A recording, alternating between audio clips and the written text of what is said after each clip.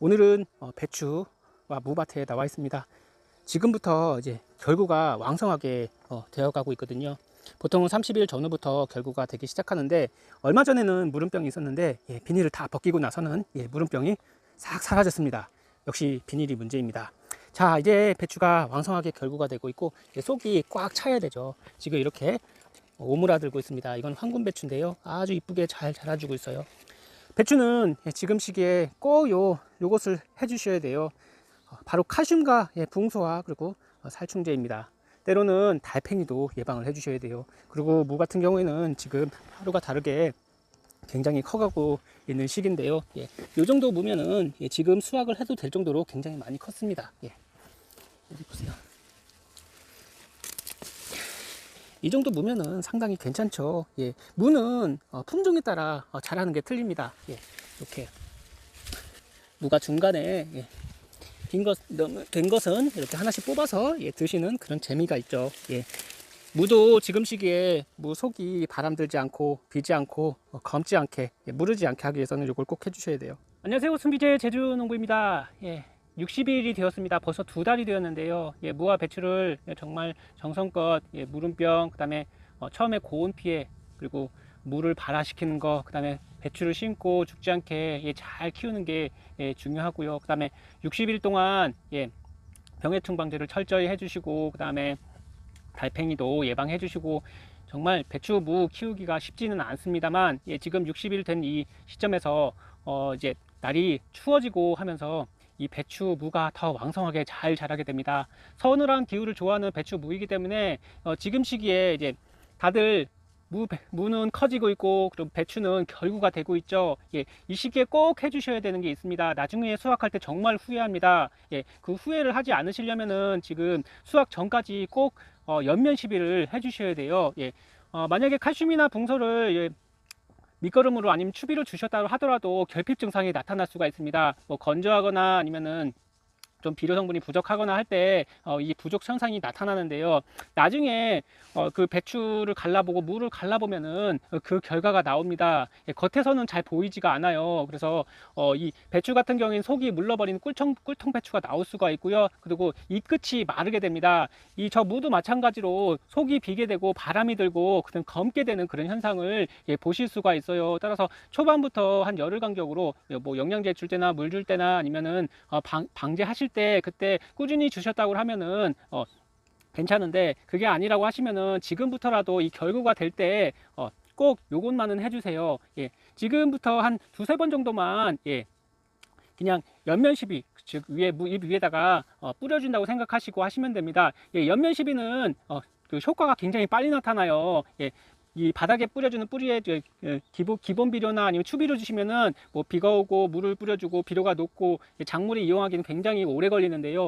요 연면 시비로 해주시면은 바로 효과를 보실 수 있기 때문에 뭐 효과가 오래 가지는 않지만 그래도 한 일주일에서 열흘 간격으로 수확 전까지만 해주시면 될 것 같아요. 저는 이제 60일이니까 한 2-3번 정도만 해준다고 생각하고 하면 될 것 같습니다. 그리고 지금 시기에는 달팽이가 있어요. 특히 달팽이가 잘못 요 배추밭에 와버리면은 배추를 다 갉아먹습니다. 그래서 달팽이 조심하셔야 되고요. 그 다음에 마지막까지 진딧물, 그 다음에 나방류 이런 거 있다고 생각하시고 이런 칼슘제나 영양제 주실 때 친환경 살충제 정도만 해주시면은 아주 깨끗하고 맛있는 무와 배추를 키우실 수가 있습니다.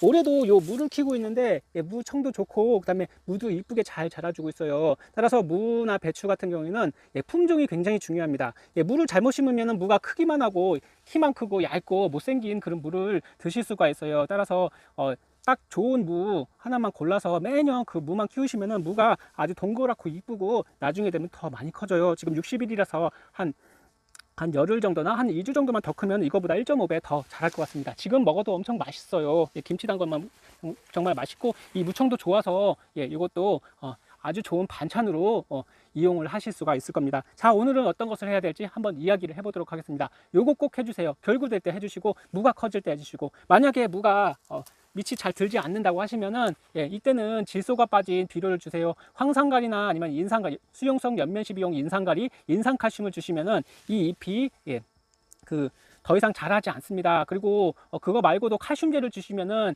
이 질소가 빠져 있기 때문에 그 억제를 합니다, 칼슘이. 그래서 이 물을 더 크게 키우고자 하시는 분들은, 무청이 너무 좋다 하시는 분들은 밑을 들게 하기 위해서는 칼슘이나 인산가리, 인산칼슘, 요것만 연면시비 꾸준히 해주시면은 무가 커져요. 하루가 다르게 커집니다. 그리고 무는 꼭 물을 주세요. 그리고 배추 같은 경우에는 수확 한 2, 3주, 뭐 길게는 뭐 그 이상 전에 이제 단수를 해주시고요.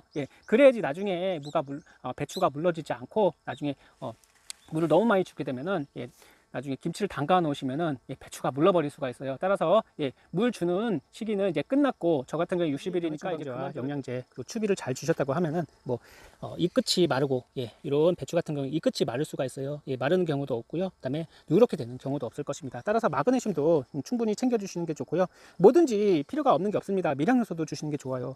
그리고 무 같은 경우에는 무 속이 빌 수가 있고 무름병이 잘 걸릴 수가 있고요. 무를 아삭아삭하게, 배추를 아삭하게 키우시려면은 꼭 칼슘과 붕사를 필히 챙겨 주셔야 됩니다. 자, 이 무 잎도 마찬가지예요. 무잎도 나중에 반찬으로 이용을 하셔야 되잖아요. 따라서 배추 키우듯이 무도 잘 키우셔야 되는데요. 자, 오늘은 여기다가 이것만 주시면 됩니다. 바로 가장 저렴하게 줄 수 있는 방법이 바로 염화칼슘에다가 붕산비료를 주시는 겁니다. 제가 초반부터 얘기 드렸죠. 칼슘과 붕산은 항상 같이 줘야 된다. 하나라도 부족하게 되면은 속이 물러버리고 끝이 마를 수가 있고, 이 붕소를 잘 주셔야지 이 배추가 결구가 이렇게 잘 됩니다. 지금 속이 모아지고 있는데요. 이렇게 결구가 잘 돼야지 나중에 아주 크고 맛있는 단단한 배추 무를 드실 수가 있습니다. 염화칼슘은 가장 저렴합니다. 한 포 사면은 정말 오래 할 수가 있어요. 염화칼슘도 말당 40에서 50g 정도, 0.2에서 0.3% 정도로 주시면 되고요. 그 다음에 붕산비료는 한 5에서 말당 10g 정도 넣어주시면 됩니다. 수용성이기 때문에 굉장히 물에 잘 녹아요. 이것만 잘 해주시면 되고요. 아니면은 뭐 요즘에는 칼슘제가 많이 나와 있잖아요. 칼슘제 이런 거 하나만 구입해서 놓아두시면은 정말 오래 사용합니다. 조그만 밭에는 한 말 정도만 쓰면 되니까 이거 하나면 충분해요. 이것도 10,000원 정도 하는데요. 이것도 굉장히 오래 사용합니다. 칼슘, 마그네슘, 붕사, 뭐 기타 미량요소가 들어가 있기 때문에 여기에 무가 속이 비고 검게 되고, 뭐 토마토 배꼽 썩은 병, 뭐 그리고 배추 끝이 이렇게 물러져 버리고 썩어버리는 병, 그다음에 오이 같은 경우에는 오이 끝이 이렇게 물러버리는 병, 고추 끝이 물러버리는 병, 무름병, 이런 것들을 예방하실 수가 있습니다. 오늘은 이렇게 해서 해주시고, 그 다음에 친환경 살충제를 꼭 뿌려주셔야 돼요. 농약도 괜찮겠지만 저는 이제 수확이 얼마 남지 않았기 때문에 친환경 살충제를 뿌려주도록 하겠습니다. 이 두 가지 중 뭐 니모일을 뿌리셔도 되고, 뭐 작살라 이런 거 뿌려주셔도 되고, 고삼 추출물인데요. 이런 거 한두 가지 가지고 계시다가 칼슘제나 아니면은 영양제 주실 때 꼭 하나씩 뿌려주시면은 벌레 없어요. 벌레도 없고 깨끗하게 무와 배추를 키우실 수가 있습니다. 굉장히 깨끗하고 좋죠. 자, 오늘은 여기다가 이것을 넣고 그다음에 연면 시비를 해주도록 하겠습니다. 바로 전에 염화칼슘을 뿌렸기 때문에 이 염화칼슘은 다음 차에 뿌려주도록 하고요. 오늘은 여기 제품화된 요 칼슘제와 그리고 붕산비료를 뿌려주도록 하겠습니다. 여기도 붕소가 있긴 한데 좀 부족한 것 같아서 추가로 뿌려주도록 하겠습니다. 자, 요 물에다가 타서 주도록 할 건데요. 20ml.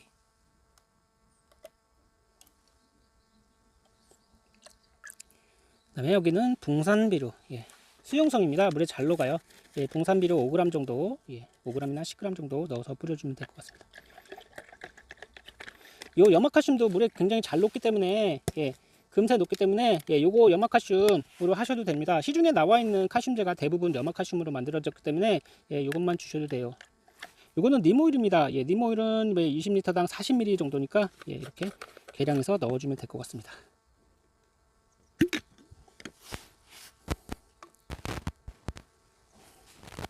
그래서 함께 칼슘제와 연면 시비를 해주시면 될 것 같습니다.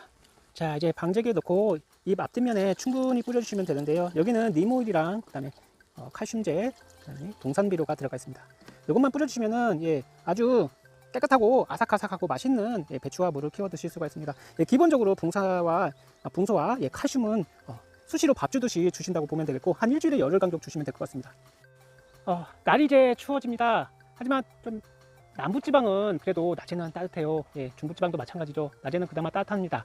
그래서 지금 시기에 그냥 뭐 아무것도 안 해도 되겠지라고 생각하시면 나중에 큰 코 다칩니다. 요거 정도는 꼭 해주셔야 돼요. 그 다음에 이 해충들도 아무리 춥더라도 계속 활동을 합니다. 겨울이 되면 없는데 아직까지는 있어요. 그래도 11월까지는 아직 뭐 영하로 떨어지지는 않잖아요. 그래서 꼭 살충제, 친환경 살충제만 잘 해주시면 되고, 이렇게 붕산비료와 그다음에 칼슘제, 제품화된 그런 칼슘제는 꼭 구비해 두셨다가 연면 시비로 잎과 줄기에 충분히 묻도록 뿌려주시면 될 것 같습니다. 오늘 영상 감사드리고 다음에 또 뵙겠습니다. 감사합니다.